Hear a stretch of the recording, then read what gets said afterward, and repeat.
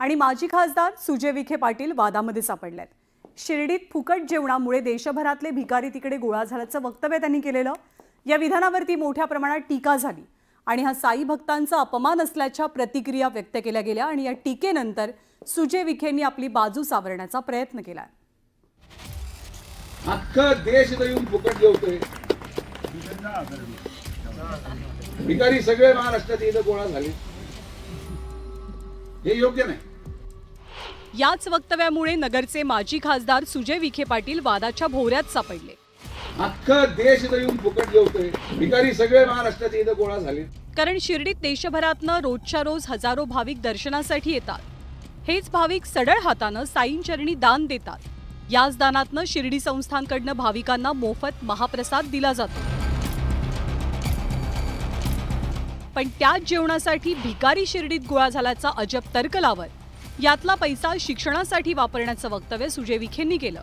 प्रसादालयामध्ये आपण मोफत जेवण देऊ राहिले, 25 रुपये केलं पाहिजे, खरंच बेड केलं पाहिजे। तो जो पैसा वाचेल तुम्ही मुलांच्या, आमच्या मुलांच्या भविष्यासाठी खर्च करा। अख्खा देश येऊन फुकट जेवतोय,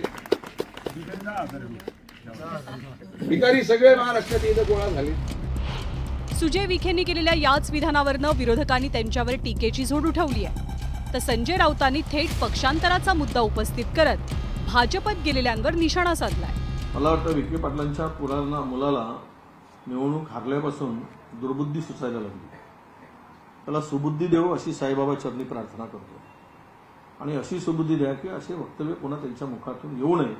ही प्रवरा ग्रामीण शिक्षण संस्था आणि पद्मश्री विखे पाटील शिक्षण संस्थेअंतर्गत जे तुमचे असंख्य युनिट चालतात त्यातल्या कुठल्या युनिटमध्ये तुम्ही आतापर्यंत गरजू आणि गरीब मुलांच्यासाठी मोफत शिक्षण व्यवस्था सुरू केली आहे? आधी स्वतः अंमलात आणा आणि मग इतरांना सांगा। भारतीय जनता पक्षामध्ये आज जे सगळे भिकारी गेलेले आहेत, आमच्याकडून, काँग्रेसकडून, राष्ट्रवादी काँग्रेसकडून, ते भिकारीच आहेत ना। वो भी भिकारी है, मैं मानता हूँ, वो भी भिकारी है। भ्रष्टाचारी सब बचाओ बचाओ बचाओ बचाओ, हमें कुछ दे दो, हमको बचाओ, खाने को दे दो, पीने को दे दो, प्रोटेक्शन दे दो, ये भी भिकारी है। जो जो बीजेपी में गए हैं वो सब भिकारी है, भ्रष्टाचारी है। आपल्या वक्तव्यावरनं हा सगळा गदारोळ उडाल्याच्या नंतर सुजय विखेंनी आता सारवासारव करण्याचा प्रयत्न केला की जेवणाच्या अन्नाला मूल्य मिळावं हीच त्यामध्ये इच्छा आहे। मी स्वतः प्रसादालयामध्ये जेवताना पैसे भरून जेवणारा माणूस आहे आणि त्यामुळे मी याच्या होणारे फायदे तोटे या सगळ्या गोष्टींचा विचार करून माझं वक्तव्य केलं। यामध्ये कोणाचीही अवहेलना करण्याचा कुठलाही उद्देश नाही।